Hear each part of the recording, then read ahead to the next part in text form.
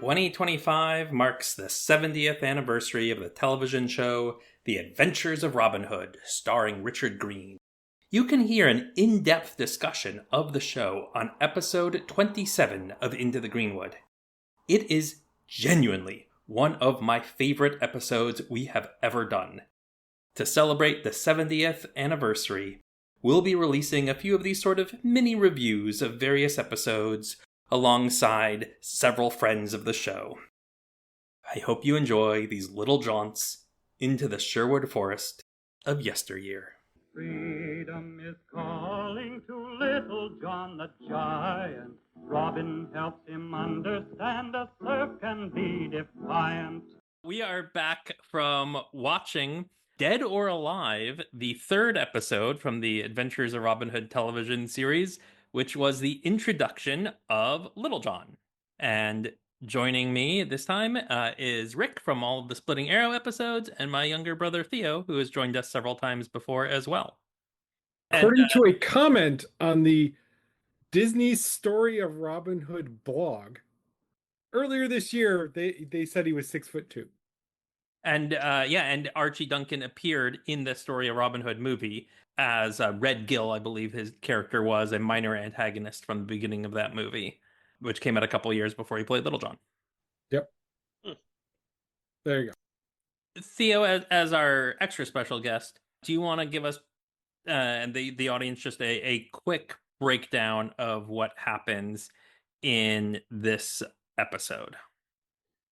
Sure. So it starts off with Little John acting as a he's like a servant in a lord's house, and he's big and strong and helps carry in this singular large fire log for his lord. To the point it was making me wonder if it was like meant to be a Christmas time episode, like he was bringing in a Yule log. Yeah, and I was thinking like, why are they bringing a single log? That's funny, but it's all just part of he's a big strong guy, and the lord's looking at him like he's a piece of meat or like a cow or something. Like, look at this guy, he's big and he's strong. Look at him. Yeah, he's a serf on the estate, but not like a member of the household staff. So he's never had a face-to-face experience with his own lord before this moment. Yeah, but he's being treated in this really weird way, and even like referred to as like potential breeding stock. Yeah, and which was it makes weird. Yeah, makes Little John uncomfortable. He just upsets the Lord with his strength, like picks him up, puts him on a shelf. He's that strong, and but then has to like run away to not be accosted by the guards, and yeah. So he finds himself in trouble. A couple of the sheriff's men try to trick him into bringing in a bandit. I guess they're hoping for Robin Hood himself, in promise for freeing him of his serfdom. And he then goes out into the woods. We get the fun little bridge battle with the quarterstaffs with Robin Hood and Little John. Little John convinces Robin Hood to go back to this inn with him, and the inn where he met the guards, and the guards had basically tricked him, trying to enlist him to do their work for them. Yes, but the of Blue course, Boar Inn. The guards double cross them, and Little John they get tied up, their hands tied behind each other. But Little John demonstrates his strength again, just breaking these ropes, freeing them, and then going absolutely ham on these two sheriff's men. He just grabs a couple pieces of wood and just starts banging on their heads like they're drums. Until the merry men that Robin discreetly signaled could catch up and help them. Yes, Robin Hood, ever clever, was anticipating this being a setup when he let Little John lead him to the Blue Boar Inn. So his own men were tracking them to come to their aid. Yeah, and then it basically just ends there with Little John being like, "Oh no, like I guess I'm an outlaw now," and Robin being like, "Hey, buddy." That's kind of my deal. You're welcome to come join us. Yeah, yeah, it was delightful. It was a fun little different telling of Robin Hood and Little John, and uh, I quite liked it.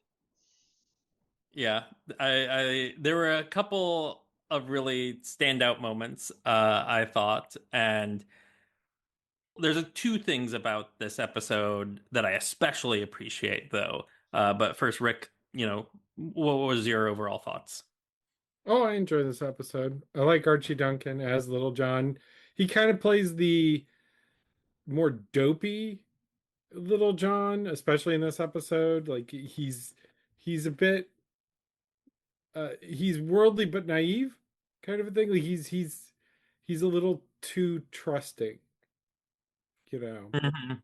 But he's also he's his own individual. He's his own man. Even though apparently he's a serf.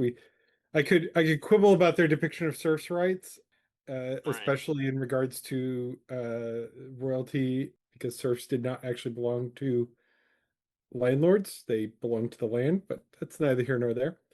Yeah, they're Um, talking about them like they were slaves. yeah, he was talking about him more like he was a slave, particularly in the like, well, I'll pick the largest, strongest lass and everything. And just like that's not how that worked. Yes, they had to seek permission from their landlord to marry and pay fees, but usually the landlord didn't necessarily pick their spouse, as far as I know. At least not that I'm aware of. But no, I enjoyed it, and I enjoyed his. Even there, you could see that there was part of it is just Richard Green is so bloody charming, but there was some chemistry between the two actors. Yeah. You could see the friendship form, and you could see that they came to respect and like one another. There's some subtleties to Archie Duncan's performance. Like I said, he's playing this person who is, I guess, not quite gullible, but that is kind of the word I want. It's more that he wants desperately to be free, and so takes an opportunity that is quite obviously a trick, but does Yeah. not see that it's a trick because maybe he is just a little too blinded by the desire to be free. Who knows? Because later on in the series, he's not quite as, kind of dopey, I feel. Yeah, that's not how I would characterize him in the rest of the series, but also this doesn't feel off No, exactly from how he is in the rest of the series either.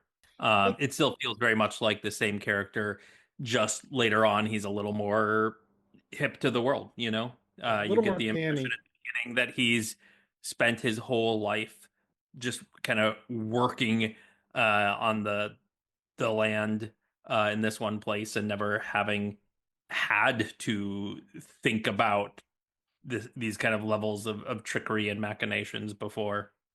Yeah, well, and that's why I'm saying, like, I think that maybe it can be excused by just he desperately wants that kind of he doesn't equate outlawry with freedom. He wants to be a free man, and so Yeah. he takes a bad opportunity, And like I said, I think that's a reason charitable but reasonable interpretation and And everything. and one can also give him a little bit of leeway too for the desperation of the Yeah, moment. There was like, I don't know, four or five of these guards in the inn. They made it clear that they knew that he was the runaway serf, and they were basically saying, "Hey, take up our offer or we'll bring you in." yeah. So Yeah. it was But kind of the only option that was sort of on the table for him, and so you could see how he would want to believe that it was true, even if it was so obviously a falsehood. and I like that they go to they have the ballad beat of the quarterstaff fight, but you see kind of what's leading up to it, rather than him simply appearing out of nowhere and just being kind of abandoned himself or uh, Mhm. anything like that. Like you get that little bit of backstory. It's worthwhile, and it gets more development as the series goes on. But this is kind of the freedom you get in a television show that you can't necessarily do in a movie is you have the freedom to develop out some of the backstory of that character who's such a key very like one of the quintessential merry men sidekick to Robin Hood characters. The very earliest Robin Hood ballad that we have, that it like existing that we are aware of is more about Little John than it is about Robin Hood. That's Yeah. how integral Little John is to the Robin Hood story. Yeah, so Right. giving us that and then giving us the story beat and everything, it feels good. It feels natural. I do enjoy this episode. Yeah. The two things that I especially appreciated, one is even if the depiction of medieval serfdom isn't 100% accurate, I really appreciate shining a kind of light on it Hmm. because while it was not the same as chattel slavery, which they're kind of making it an implicit comparison to, it was bad enough that its abolishment is a very good thing. It was a form of slavery. Yeah, and it Um, lasts another Yeah. 200 years, assuming this is end of the 12th century timeline. I don't remember when this television show actually takes place, but I'm assuming it's end of the 12th century. Yeah, Um, during the reign of King Richard the First, like most yeah, movies. yeah, and it will last. It'll stick around for another almost 200 years until the Peasants Revolt. And yeah, it's and just It's a the terrible system. idea and Hmm. having as we were just saying, Little John is one of the key characters in the Robin Hood stories in this show going forward.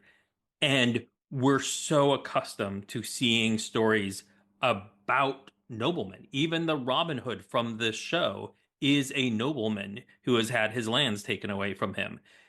Having a main character who is coming from the bottom rungs of society, even when, like in the medieval ballads, Robin Hood is not a nobleman, he's a yeoman.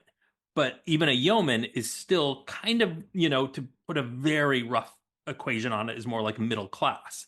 They're still considered freemen usually. The exact definition gets argued about a lot and changes over time, but it's not a bottom rung of society position. Surf is. And so just having a main character who is a serf is phenomenal. And I love that they do this. He is a main Yeah, character throughout the rest of the series, and he's coming from the bottom rungs of society. You almost never really properly see it. And a lot of the time when you do in stories, it's because then the person turns out to secretly be a prince or something. And that's yeah, not the case either. yeah, and it's important. It is important to have that kind of class representation, right? Like in all media, there should be class representation, and it should be done well. And in this case, yeah, it is done well. Like I said, like you were saying, the accuracy of its depiction of what the rights of serfs, because they did have rights. They Hmm. were a step above actual slaves, but it was still not a good life. They were It the was still bottom pretty, it rung. was still very limited. Well, yeah, uh, like they didn't have free. Well, one of the important things to regard here, and it doesn't get mentioned, but it should be, serfs did not have right of travel. They did not have the right to Right. leave the land that they were bound to. That's actually one of the because they show them as more of a house servant and everything, but serfs were bound to the land that they were meant to work, and they did not have the well, right to travel I away think from it without permission. I think he worked the land. He was just at the house because they Yeah, had this serf go bringing in this giant log, yeah, and he and brought it to the house, and they're like, "We can't carry this in. It's too big. You Yeah, bring it in." they're He made a they're point of saying he not had never so been in subtly the house. effeminate actual house servants were yeah. like, we can't carry that." Yeah, but like the whole thing, but it's why it's actually like I said, it's not mentioned, but it's actually kind of important because he doesn't just do the whole thing of like lifting up the Lord and putting him on a high ledge, which is fantastic. It's a fantastic scene, and I really like it. But then he leaves. He leaves the land he is bound to, and that is a crime, Yeah. um, and Yeah, everything. properly speaking, that is the like real crime that he commits. Like he would get Yeah. punished, lashed, put in a pillory or a stock or something for the manhandling of his lord, certainly, but the like crime, the thing that would lead to his outlawry in this case is the fleeing. Yeah, yeah, Before we forget, I do want to also mention the the weird joy and ogling that the Lord's wife had during that whole thing, She where was it's like feeling it. she She was was into feeling it. it. He's like the Lord told Little John, take off your shirt so we can see your muscles, and she's like, yeah, Yeah, Okay. there was I a like the moment look of there this where beefcake. there was a moment there when you could tell it. She was into the thought of the big giant man manhandling her husband, Yeah, in a She, way that we cannot talk about on this podcast because this is family friendly. and she thought that him picking the Lord up and putting him on the shelf was the most hilarious thing. Her yeah, reaction to it was beautiful. yeah. She loved it. She was laughing. She was having fun. Yes, she Yeah, was. and the other thing that I just especially appreciate about this episode is the thing that Rick brought up also about how this is like the only adaptation that I think I've ever come across, just about, that really shows Little John's side of that initial meeting, that establishes how and why Little John was trying to cross that bridge at the same time that Robin Hood was. It's almost Yeah, always just chance encounter. Meet this stranger in the woods. Sometimes, as Rick was saying, like, oh, there's this thing with Little John being this bandit chief in the woods. That's a really common thing, especially in the films, and somehow that gets tied in, like we'll see later this month when we do Prince of Thieves. But even those, it's still Robin happens into this spot where Little John just happens to be. yeah, This is the first time where it's like we get the story of what brought Little John to be at that place at this point in time. And as somebody who has been watching and reading a lot of adaptations, just seeing that done, seeing any thought being put into that is amazing. It's like it's yeah, so uncommon. Yeah, yeah. I couldn't tell you any other time. Like to me, like mentally, his existence and presence is he started off as he's just a bridge troll. Why is he just a bridge troll? Because that's what bridge trolls do. They just live on the bridge to be there. And so like Mhm. that's always just been his existence before. yeah. I do feel I need to mention the novel The Good Yeoman by Jay Williams that was written in the 1940s, and then he did a revised version of it in sometime in the 1950s. We read it for the Robin Hood book club on our Discord channel. And that doesn't have a bridge fight scene, but it is all about Little John and his perspective, and is also about him being a serf that is fleeing from those conditions and wanting to be a free man. That is his motivation. Jay Williams uses this as like this implicit lead up to the peasants' revolt, and is really playing with and discussing and thinking about that idea of serfdom and the unfair conditions of it and how to end it and all of that. So this is not the first adaptation, although it came out right around the same time as that revised version of the Jay Williams book. But both of these are very contemporaneous, and both are exploring Little John specifically as this idea of a runaway serf. Yeah, but and yeah, I'm thinking back to other times that we've seen Little John get a bit of development, right? The Robin Hood play that we saw at the Actors Theater of Columbus, they gave Little John a bit of a backstory. Not this one, but Yeah. again, some backstory as a rebel and everything. And I do Yeah, appreciate a yeah. story that I do appreciate a piece of media where we get some focus other than on Robin backstory. That felt like a Little John very informed by the Prince of Thieves movie. He was the leader of the bandits in the forest and had a wife. Yeah. A cool wife who did stuff. Yes. No, she was one of the best parts of that play. I mean, he was good too. It was a good play. That whole play You was can hear excellent. our review of it on one of the not Splitting Arrow episodes, one of the regular episodes. I forget which number right now. This is Thaddeus, just breaking in to say that we're discussing episode 37 of the podcast, Bringing Robin Hood Back to the People, which was my interview with Philip Hickman, the writer and director of Robin Hood for Actors Theater of Columbus, Ohio, along with the actors who played Maid Marian and the Sheriff of Nottingham. at the end of that interview, there's also the review from myself and my family about that production. It's a great episode. Go ahead and scroll back to check it out if you haven't already. Now, back to the Robin of yesteryear. Yeah, so lots of good things about this episode. I want to highlight also that I forgot that Bernadette O'Farrell has a cameo in it as Maid Marian, because this is before the episode Maid Marian that I just released one of these little mini review episodes about with Emily Rich. Yeah, and so she hasn't met Robin Hood yet, but she's there hanging out with the sheriff. And I also forgot how they were really at this point in time playing a little bit more with the idea that the sheriff is into Marion and pursuing her for marriage. There's a really funny line that she has about getting him to stop trying to propose to her during Lent. Yeah. Yeah. When I finally persuade you to visit me, I'm interrupted by the pressure of affairs. This Robin Hood and his deviltry occupy full half of my time. Yet what would you do without him? To prove his worth, the sheriff needs an outlaw. Woman, they say, needs man. Yet you choose to live alone. Promise not to propose again during Lent.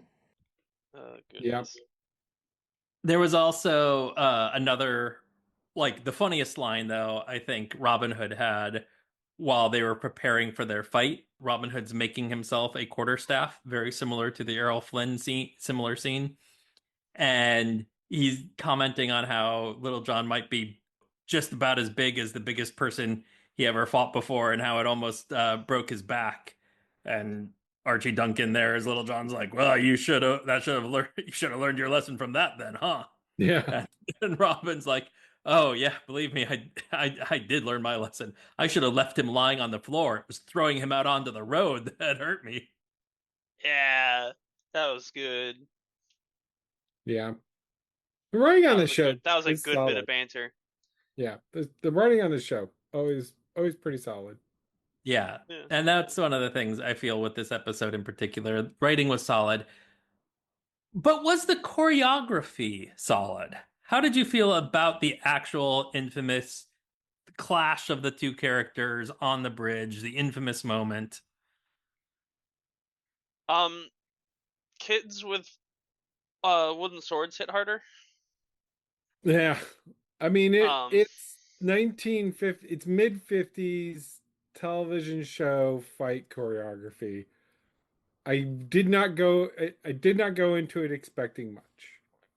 Yeah. Yeah, it's and- rough. Now, there's another one of these little mini, like, we're celebrating the 70th anniversary reviews that I did with Ben Curley to talk about a sword fighting specific episode. And in that one, there is a little bit of a, I'm like, you can tell I'm raising my sword to meet the beat at the A or B point where we have been practicing, but it's way more blatant here. And Richard Green is clearly much more capable and comfortable with the sword in his hand than he is with the quarterstaff. Yeah. But that kind of works. It would work better if Archie Duncan was a little bit more comfortable with a quarterstaff. Yeah, unfortunately, he didn't look any more comfortable with one than Richard Green. Like at one point, it looked like Little John stumbled back and fell on his butt, and that was just a genuine accident on the part. And it's like, yeah, we'll keep it. We're not gonna care about doing another take. Keep going. We'll put a little cut in a Robin Hood. Give me like, yeah, get up.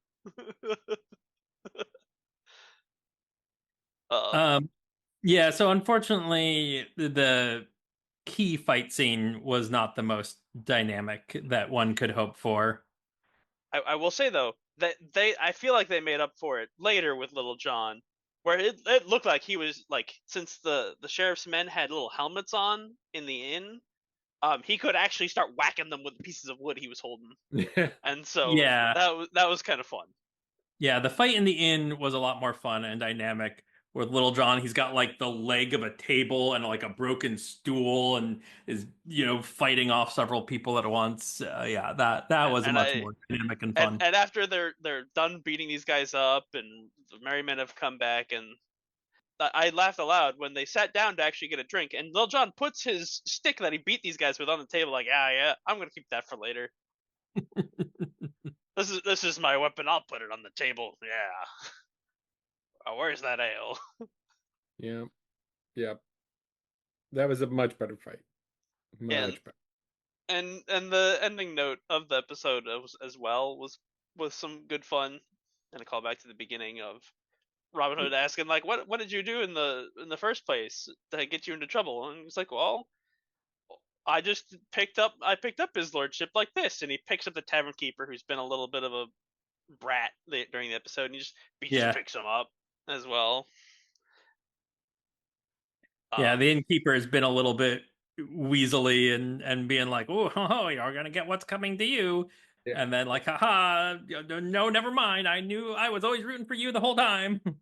Yeah. Yeah, that dude was skeevy. Yeah. And so seeing him get hoisted up in the same way, again, he's not being hurt or anything, but just hoisted up and giving Little John this really like funny scowling look. It was hilarious. Oh, darn you. There was some nice stuff too with the serving woman at the Blue Boar who kind of found Little John in the woods when he was on the run and led him to the inn to give him some food, thinking it would be a safe place for him, not realizing that some of the sheriff's men were already in there. Clearly, her trying to root for him and trying to look out for him. She tried to come up with a backstory about him being a cousin visiting from Nottingham and all of these things. It was nice little touches and nice seeing her like trying to stick up for him, a little bit of a we're the serving class and we're sticking up for one another kind of element. Yeah. So before we move on to our second episode, which will be the introduction of Friar Tuck, we have now seen a lot of Robin Hood Little John meeting scenes. Of the ones that we have seen, do you have any favorites? I would say even with the dubious fight choreography, I do think this has probably been one of my favorite Little John Robin Hood meetings, where it felt more like a genuine. Here's two people that had their own intentions encountering one another, versus just I'm going across the bridge. Oh, there's a big guy in my way. Mm-hmm. Yeah. Rick? Yeah, I enjoyed this one. I did enjoy the one from the Patrick Bergin movie. Mm-hmm. Actually, I thought that one was really well done because he got some good banter, and it was an interesting fight with them, kind of like falling into the rapids and everything. Yeah. But I do think this is one of the better. This is one of the better ones because it gets some backstory development on Little John. Yeah. Fight choreography aside. And yeah, I don't know. I'd have to really dive deep into the old memory banks to really remember all of the other ones because there's been so many. There have been, and unfortunately, I think a lot of them are not very memorable. It's such a like key scene that's been done many times, and I think most of the time though, it's like there isn't a lot of effort that's put into it. And I like the one from the Adventures of Robin Hood film with Yes. Errol Flynn and Alan Hale as Little John. Like it looks beautiful. The acting with the two is pretty great. Patrick Knowles calling Little John a lusty infant. The banter is really good. The action is, not stunning, but decent. Like it's really pretty passable action scene with these two guys swinging these stabs at each other. And the show Robin of Sherwood is interesting. But it's not my favorite. No, it's a beautiful scene with this waterfall behind them. If you were going to like just take like a snapshot of a scene of a of one of the Robin Hood fight scenes. That one's the most beautiful, and it has the interesting story element of Little John being under the sway of the Baron Belem, but I feel the sway gets broken in a way that is like too easy. Like if I really want to critique that story, it's just like it still ends up being just happenstance that they're both at the bridge at the same time. And then as beautiful as the fight scene is, the actual choreography isn't anything to speak of. And then the mark just gets washed off of him, and then he's broken free of the mind control. Yeah. And you know, and I was saying before we started recording that like I've been watching more Robin Hood Sherwood and understanding why the fandom is there and enjoying it. But yeah, it's introduction. It isn't like you said, it's an interesting take, and that part I did appreciate, but I do feel it could have been a better balanced kind of story beat sort of a thing. Yeah, it's most of them are not very memorable, and but I do think that like you said, I do enjoy the one from the 38 Flynn movie. Mm-hmm. And did think it, you know, I do remember it. It was a good scene and everything, but overall it was a good scene because you had two very good actors in the part more Yeah. than it being Mm. storyline a particularly great scene. It's not the Yeah. story. No, It's not the sword fight between him and Basil Rathbone or anything. You know, it's not really. no, Right. like it is nothing in terms of the story. Yeah. But like I said, I think that when you do see somebody who takes a different take on it, sometimes it can be better or worse. Because like I said, like you were saying, the Robin Sherwood one, it's interesting, but overall it's not as good a scene as it could be. I thought, like I said, I thought that the Bergen Robin Hood take on it was at least interesting. Like it was a bit more of a scene. It was a more drawn out fight and took some danger, you know, took some interesting things. Bergen is not a particularly strong choreographed fighter in it. No. But overall the scene is interesting and memorable because of the story beats that happen in it and everything. And that one does a decent job of kind of having a follow up of what is leading Robin to, in this case, join Little John's band.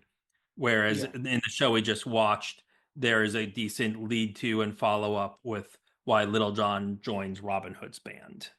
Yeah. Whereas Yeah. in like the Errol Flynn movie, he's just like, "Hey, you're Robin Hood. Oh yeah, I'll Yeah. join your band Outlaws." And Yeah. Well, and that's the Yeah. problem with so why? many of them.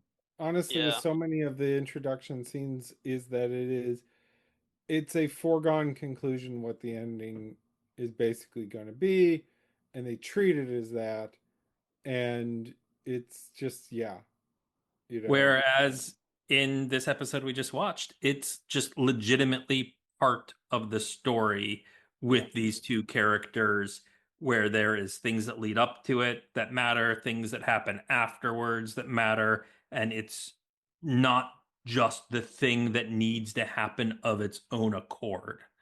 yeah, and It's they are just not Right. instant fast friends afterwards. You know, there's none of there's not the built camaraderie until later. Like it becomes more. It comes after the fight scene in the Blue Boar that they actually become friends. Mhm. Right. Yeah. Yeah.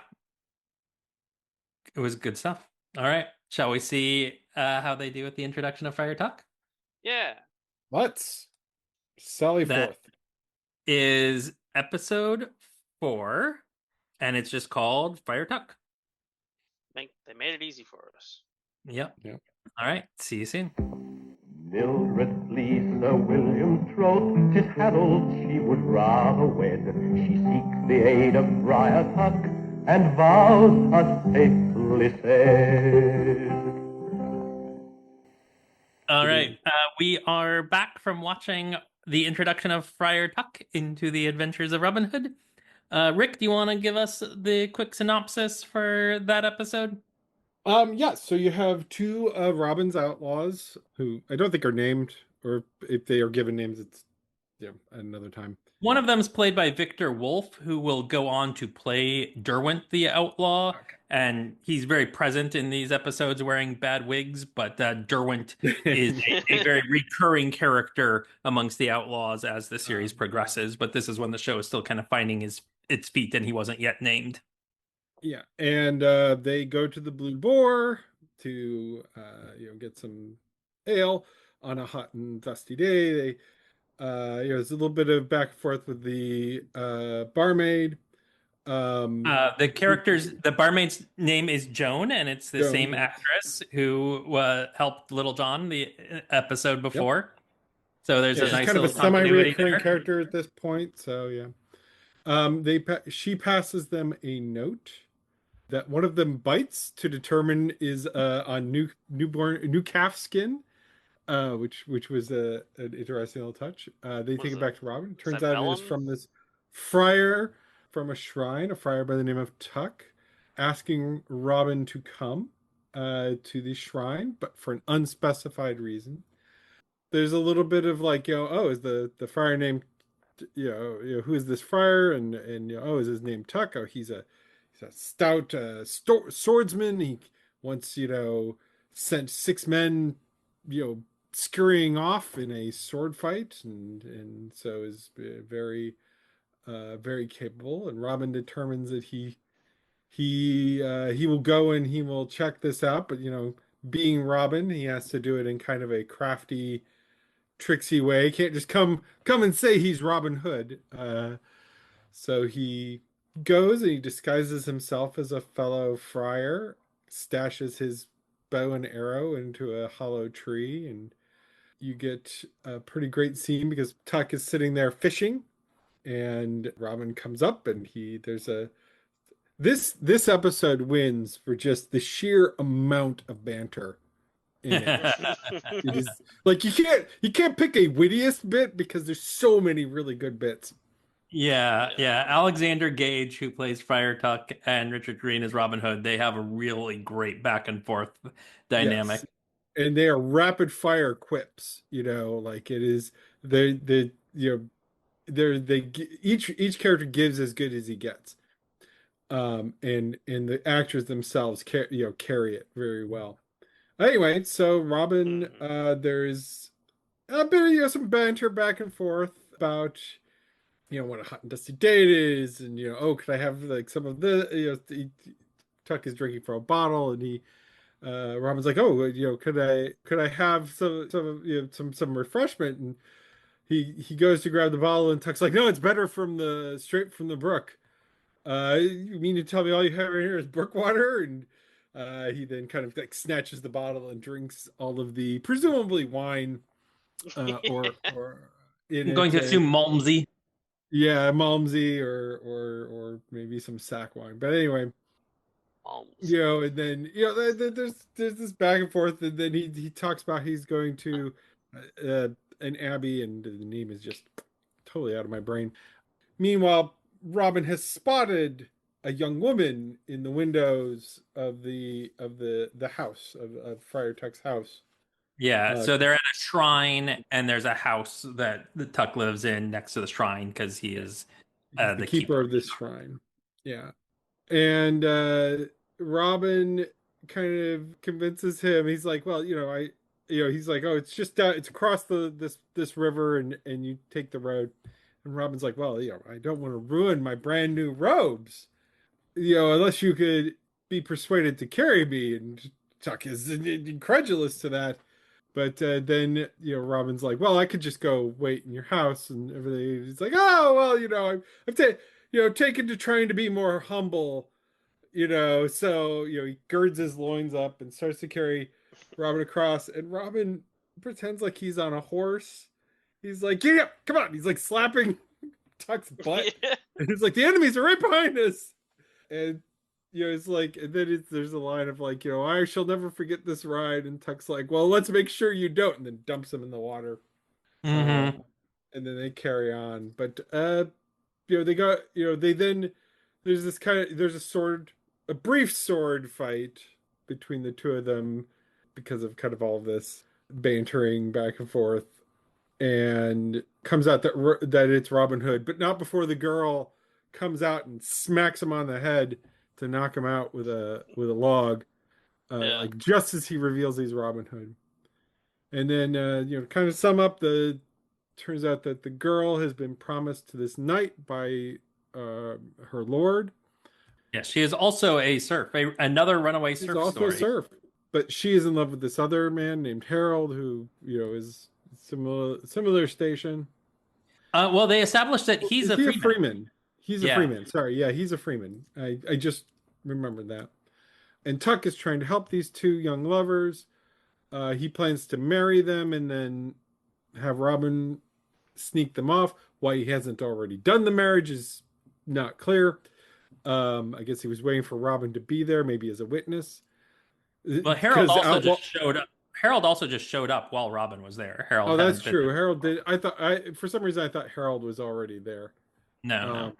Okay. Just the girl. But anyway, so they're busy discussing this, and while they're discussing this, up rides the Lord and this knight that he's promised the girl to, and Tuck goes out and kind of she hides in the shrine, and Harold is hiding up in the rafters, and Tuck goes out and kind of fends off the Lord's attempts to take her, and says, oh, she's sought sanctuary on holy ground, and the punishment for violating that is excommunication, which is a big threat at this point. Mm-hmm. Yeah, and the knight, what was it? The Sir knight William. kind of pearl clutches for a minute. What? Yeah, and I loved that. Wait, like I thought you could only claim sanctuary in a church or an abbey, and the other guy's like, let's not risk it. Yeah. But then, like this had a fairly complex plot this episode. Yeah. Anyway, so the Lord decides he's going to go off and get the sheriff to come back, but the knight's going to stay there, and then they work through. Tuck goes back to talk to Robin, and they hatch this kind of plan. So they invite the knight in, and the knight, like genuinely from the start, does not seem like a bad guy. Like he seems like he seems a decent fellow, the type you would meet at an inn. Hate to have to kill you. Yeah. Yeah.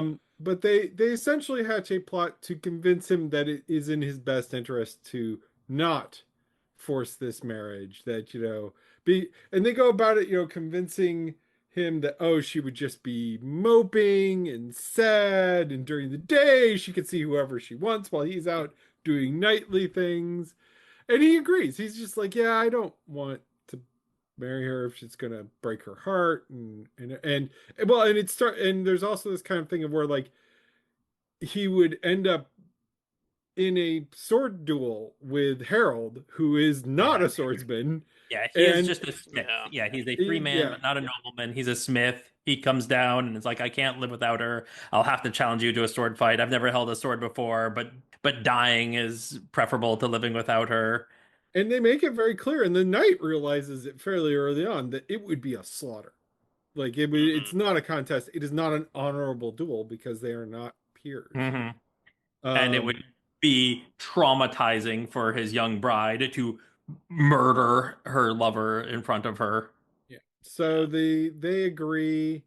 The knight agrees, and he goes off, and then they proceed to marry. Tuck proceeds to marry the young couple, who are too busy kissing to realize anything that has been going on.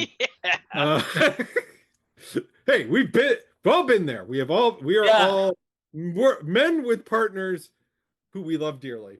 The knight, they're like a few feet away, and the knight is like, you're right. I can't put her through this. I don't want to win a bride this way. I'll call off my deal with the Lord.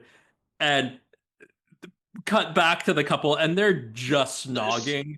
Yeah. And they're like, well, guess I have to die now. No, we fixed it. Yeah. Catch up, guys, catch up. Yeah. Well, and it comes out that apparently this is kind of a deal to set up some kind of toll road. I think it was. So the knight has control of a toll toll road, and he was going to exchange it to the Lord, basically, for this woman. They were engaging in, some light human trafficking. Like you do in the 12th century. But anyway, so they go in and the marriage is happening, and it's obviously kind of a rushed ceremony, but this is still a Catholic marriage, so there's a lot of Latin in it that's got to be said and everything. But the Lord and the sheriff of Nottingham and some of their men kind of come back, and Tuck just kind of finishes, and they shuffle them out the back, and the Lord and the sheriff kind of spot them, but they don't chase right away.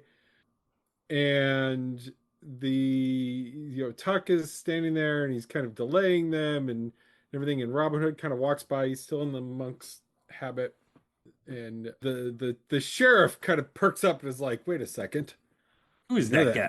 Who's that guy?" And it's just a fantastic. Oh God, Arthur Gage is so good in this episode. Alexander Gage, yeah. Alexander Gage, sorry. He's talking about how, I don't know, he came up and he was disguised as a friar and everything, but I think he was an outlaw. Oh, what makes you think that? Oh, just some things. And if you ask me, I think he might have been Robin Hood. And then he immediately, like, there's not even a beat, and he turns to the Lord. He starts talking about something else, and you just see the sheriff just kind of, the actor who plays the sheriff, just you see the hamster wheel turn and go, wait. Yeah, Alan Wheatley, yeah. And like, well, what would make you say that? Oh, there were signs, and then an arrow thunks into the rafter of the thing, like that. Who the devil is that? Well, never mind about that. Will you please get your men after that girl? I couldn't tell you who he is for sure. He came here pretending to be another friar, but he acted more like an outlaw. If you want my private opinion, I think he's Robin Hood. You're quite right, my lord, but with that... The devil makes you say that? I beg your pardon? What makes you think he's Robin Hood? Oh, little things. Like that. And then they proceed to chase him, and he goes out, and Robin Hood drops on his horse, and then he rides off. The sheriff rides up, and he's like, "Quick, he stole my horse," and then points the wrong way. Yeah, and it's all, of course, a distraction. So Robin is distracting so the Lord is like, no, wait, about my wench, my serf. You have to go after her and capture her. Yes. And the sheriff's like, forget your wench. I'm going after Robin Hood. That's much more important to me. So Robin is playing bait to give the young couple a chance to get away. And then the Friar is running interference and engaging in misdirection to point the sheriff and his men in the wrong direction so they can't catch Robin. It's a beautiful little, like, domino setup with the characters there. And whereas the previous episode with Little John, very straightforward, direct plot, this one is cunning plan upon witty banter upon good chemistry between the actors. And it ends with Robin riding off back to Sherwood with the idea that Friar Tuck is going to come visit the outlaws on Whitsun to say mass for them and then partake in their feast alongside them. Yeah, I was just about to get to that. And there was this lovely scene where, like, he's convincing Tuck to come, and he's, it's like, oh, well, we need mass, but then, we have the feast. It's just simple fare, pheasants and venison. But if you're on a vow of poverty, we can find you some twigs and berries. It's like, no, I'll eat what the men eat. He's like licking his lips. No special accommodations for me. No special accommodation. Like I said, this episode is so much witty banter and just really, it's a fun episode, genuinely kind of an operatic comedy level of plots, but they work really well. It's as a result, it's also a very tight episode, but doesn't feel it. Like, it feels, it's very tightly paced, but well done. Yeah. What did you think, Theo, and what did you think of this version of Friar Tuck? Yeah, it was a little bit more to try to keep track of. I still thought it was a fun episode and a fun Friar Tuck. The general go to I have is generally the Errol Flynn Friar Tuck, and how he's a fellow that with a sword, and he can fight, but his uh go to is, I'm gonna enjoy the simple things, food and drink, and it was very much the same kind of thing. And I think it's a fun Tuck, and but also the most memorable line, I think, was Robin, after getting dunked, pulls out his sword, and Friar Tuck's like, "What kind of friar are you, hiding bare steel like that?" And then immediately reaches over and draws a sword himself Yeah, from like from the rafter. Yeah, like, oh, that's great. Very well, subtle. that's the thing I loved about this was the jokes were they were well thought out. They were clever. You know, they were both high and lowbrow jokes in Mhm. this. It broad comedy on a lot of levels, but not as much slapstick. You know. Yeah. So there was this setup where Robin hears about Friar Tuck as this great swordsman, and they have a very brief sword fight.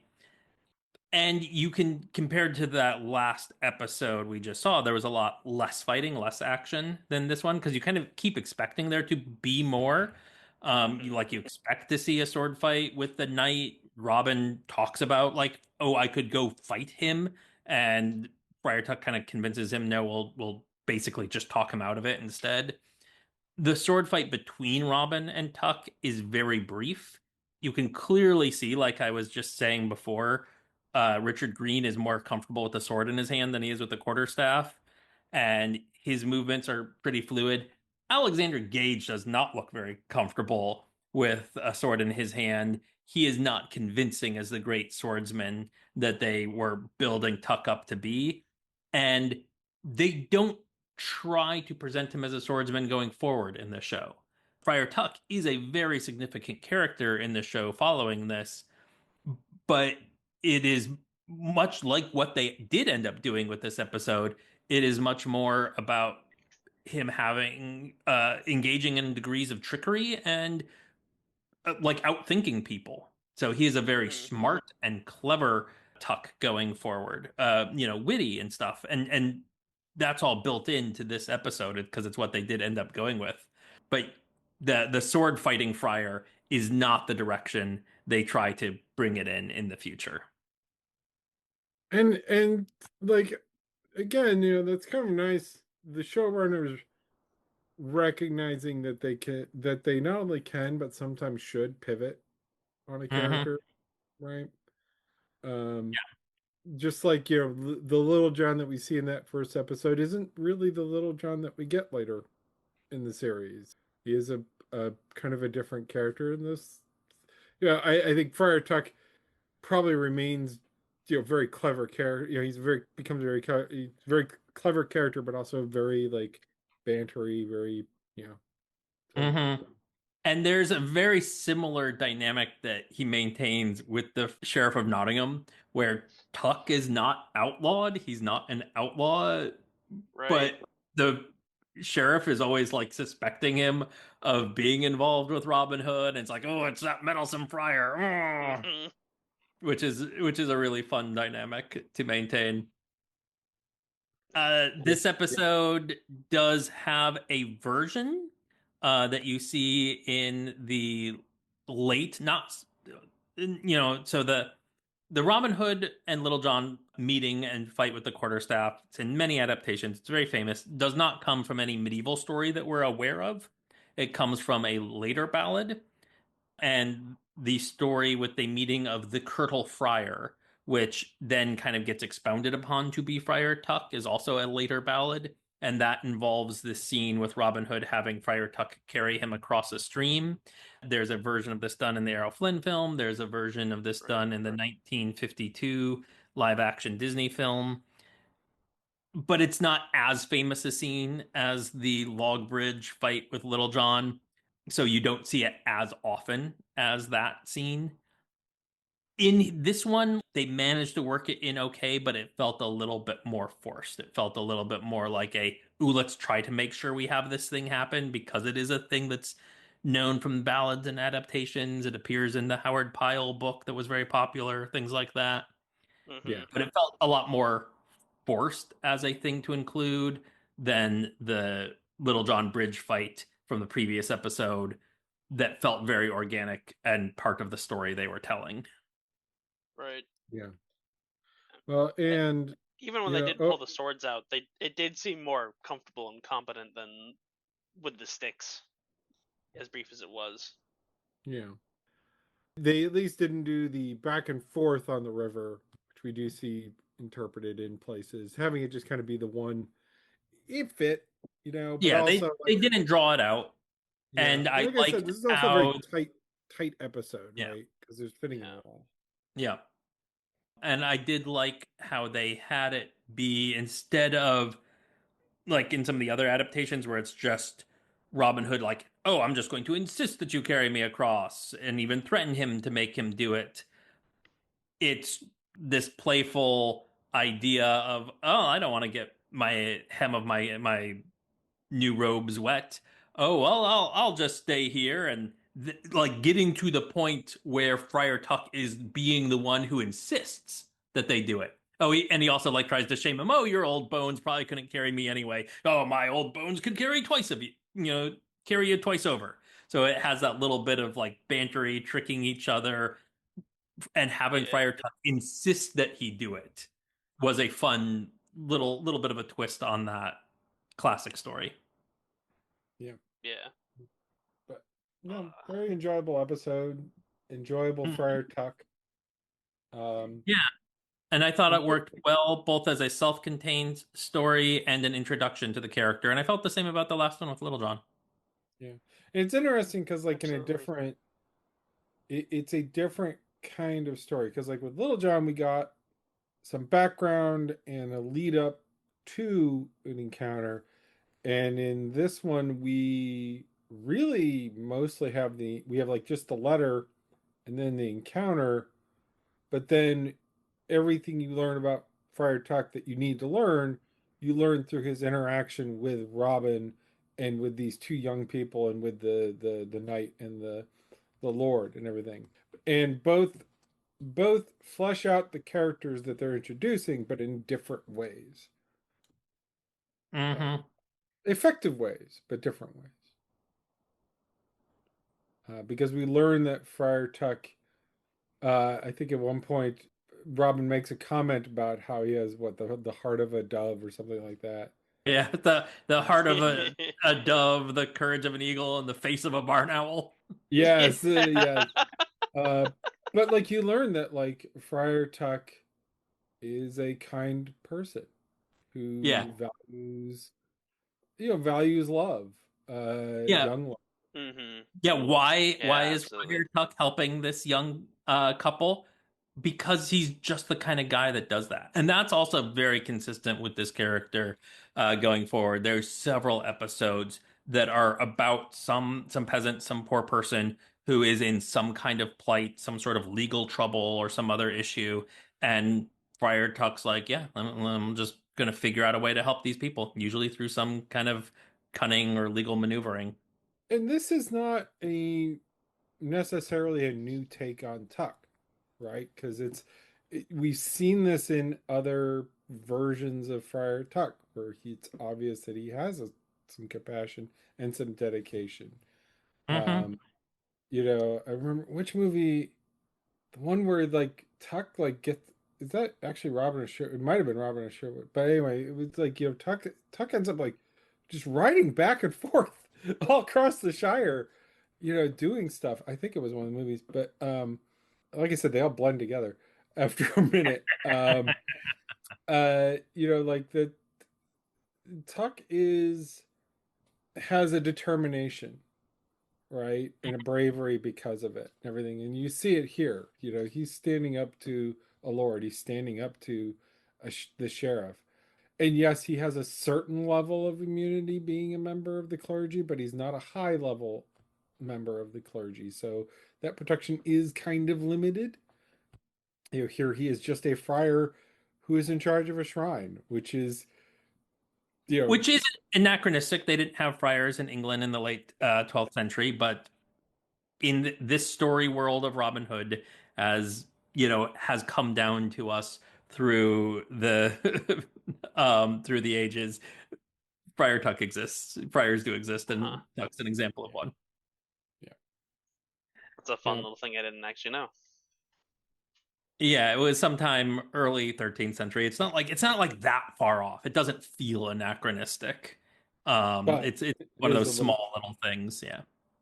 But that's what happens with any sort of folklore is you do get anachronisms in folklore because of just the nature of it, because of the retelling of things. Yeah. Because something that becomes familiar to people, well, of course people had that, you know. Mm-hmm. Uh, so of course they had friars because we have friars. And we had friars for as long as I can remember. So therefore, friars have been around forever. Yeah, exactly. Yeah. In the Howard Pyle Merry Adventures of Robin Hood, which I mentioned before, Howard Pyle combines a couple of ballad stories with one with Alan a Dale, the minstrel, the sad minstrel who is pining for his lady who is about to be married to a knight, and Robin Hood goes and enlists this friar who he meets for the first time, and they do the river crossing thing to come with them to be the one to help marry Alan a Dale with his lady love instead of her marrying this other knight. So even though they weren't incorporating Alan a Dale as a character and exactly doing an adaptation of that story, there is still very much a nod to that, with this being this other story of young lovers and a woman being obliged, kind of forced to marry this knight against her wishes. So it is very much taking these ballad elements and other story elements that had been popular at the time, and working it into this framework as well. Yeah. No, it's a good episode, a good introduction, a good kind of amalgamation. And yeah, this show obviously has a lot of it's being informed by Pyle a lot in a lot of ways. Uh for good Mhm. and for, yeah. Yeah. It's got more Maid Marian in it than Howard Pyle does. I mean, not this Well, episode. He doesn't appear in this that's one. not hard. That's not hard. That's what the next one. Yep. Yeah, yes. The next episode is Maid Marian, which I watched with Emily Rich, and is again a great deal of fun, and also takes some elements from the ballad with Marian entering the forest in disguise as a boy and confronting Robin. One of the other points I just wanted to mention is it's easy to have these very cartoonish, villainous lords. We saw that with the one who was Little John's lord, treating him as a piece of meat, and breeding stock. And Yeah. then with the lord here, who's insisting that his property marries this knight so he can get the toll road, and it doesn't seem to be concerned about being excommunicated. Get her out of there. But then we have this other nobleman in the knight character who mostly comes across as a decent guy in the end. He's like, oh, I guess I really don't want to force this woman. Oh, I am worried about my immortal soul. No, I don't want to Yeah. kill this smith in a duel. Yeah. Okay, no, and he says, I see what you're doing. Like, he realizes that Robin and Friar Tuck are like trying to play on his emotions, and he's like, I get it. Like, stop trying to manipulate me. But you're not wrong. So I'm gonna forego my claim. Yep. And Yeah, it's like I nice said, that the show could have the nuance of being like, yeah, there's a lot of terrible nobles, but also some of them, they're also just humans, some of them, and some of them can be okay people. yep. Yeah, not every noble has to be a cartoonish mustache twirling villain. They can be some decent people in there. Well, and one of the things they actually talk about before they talk with the knight is that, like, his sense of honor. How it's easy to offend a knight's sense of honor because they take it so seriously, kind of a Yeah. thing. Yeah. It's when they're talking about having Robin Hood fight the knight, right? Because Robin like puts that out there as an idea. This is a world where you're allowed to have honorable knights who don't agree with the lords and the way that they treat people necessarily. To be clear, had agreed to the deal to begin Yes. with. It is not a case of like he was objecting to it from the start. No. You know, He's still a member of the oppressive class, let's be clear. still a member of the it's still a feudal society, right? And that is actually one thing I do like about this show is they make it clear this is a feudal society. It has inherent problems because of that, right? And you see that in multiple episodes. You know, I've watched the first 10 episodes of this show, and it's a recurring theme. And that these Hollywood writers blacklisted for supposed communist sympathies would be incorporating these elements, who would have thunk it? Oh, that Jesus. is, Yeah, this is from the 50s. Oh my God. yep, yep, How many of these actors did John Wayne try to get executed? yeah, oh, yeah. Look it up. It happened. One of the things that this show does that I wish more modern Robin Hood shows would do is take the time to have these episodes that are built around the secondary characters and really let us introduce them and get to know them a little bit better. One of my biggest complaints about, let's say, the 2006 Robin Hood show was like, I never felt like I got to know who their Little John was. He was there like the whole show, and I never felt like I got to know him as much as I got to know Archie Duncan's Little John from this 25-minute episode that we just saw. Yeah, yeah.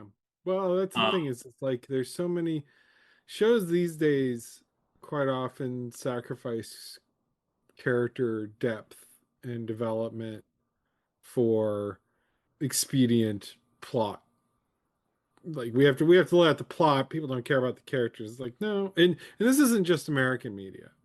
I see it a lot in anime. Anime gets a lot of just very shallow characters and the like. Or you get the kind of almost worse thing, which is there's character development when they need to, right? So this is kind of it's a bit of a writing crutch that you see in a lot of media where the only time you get character development is when it has to be when it's something in the character's past that's relevant to the current plot that they want to forward. And it's so yeah, that they don't have to do any of that. unless it's They convenient. kind of leave it open for future things. And to be clear, I'm not saying that this doesn't work. Star Trek had to get a sci-fi reference in there. They expect it. Star Trek, like For the fan. yeah, for the fans. But like TNG, you get no character backgrounds on any of the characters until it's relevant for the plot, right? It's not relevant what Worf's background is. How did a Klingon get there? You don't find out until very, very late, much later in that. But it does series. get developed over the course of the Does. series, and other Robin Hood shows don't do it really. They Yeah. don't And even over time develop the characters, yeah, and that's the thing that I find frustrating. yeah, and yeah, I'm not saying that like that it's always the case, but yes, no, like well, but like you do get some. I will say in like Robin of Sherwood, you do get some backstories on characters pretty readily.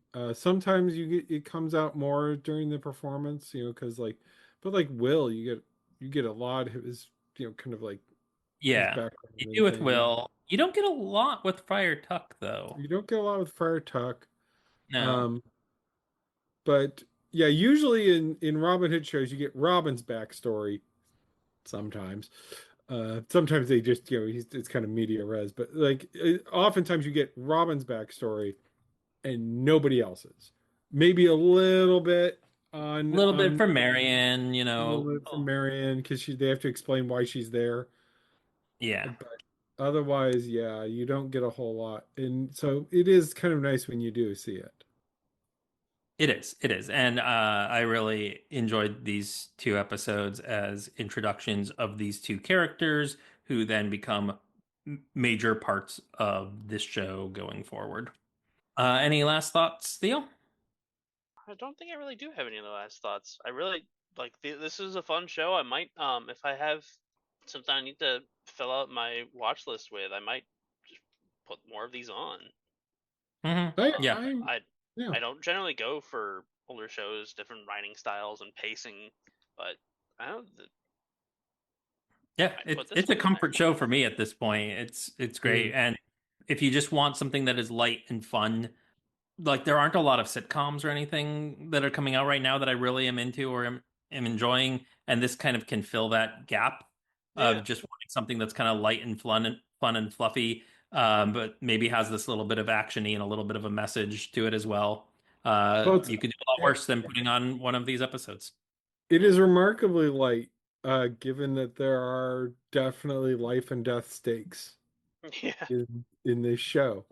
Like, no, genuinely, like there are life and death stakes, and they're not completely laughed off, but it is fun, and part of it is that it is, they are not modern hour-long episodes. They are kind of older school half-hour episodes. The Yeah, writing is 25 minutes. Yeah, 25-minute episodes. So, but like we were saying, mentioning the writers, like there's some genuine social commentary in there. This is not a 1950s American sitcom. Yeah. It is trying to tell good stories, do good plots, be engaging, have a bit of social commentary, but within the confines of 1950s British television. Yeah, Oh, the British. That's how they got away with it. Children's programming too. Yeah. Yeah. Oh yeah. No, Theo, go back and listen to that Splitting Arrows episode. Yeah, I need to go Hannah back. Weinstein of the Sapphire Production Company basically created a escape valve for some of these blacklisted writers to come to the UK and have jobs. And it meant like this, what could be considered a serious downgrade because they were writing Hollywood screenplays, Oscar-winning Hollywood screenplays in some cases, and then were coming and just writing for a children's television show. But it was a way for them to get out of the US and have some kind of job. Yeah. Yeah. I can't imagine that sort of thing being necessary anytime in the upcoming future. And the show was shown in North America and Canada and the US, but it was a UK production. It's a show with a fascinating history, a really talented cast of writers and actors, and is a lot of fun. While it is this older quality show, there's a lot of shots in both of the episodes we just watched where I was thinking, man, if this was filmed, I'm not even today, like it in the last couple of decades, since the 80s, with a higher resolution film in color, some of the shots would have been absolutely gorgeous. Yeah. Oh yeah. Yeah. Lots of location shots as they're riding through forests and things. Some very obvious sound stages at points, but a lot of shots out in the woodlands as well too. Yeah. Yeah. All right.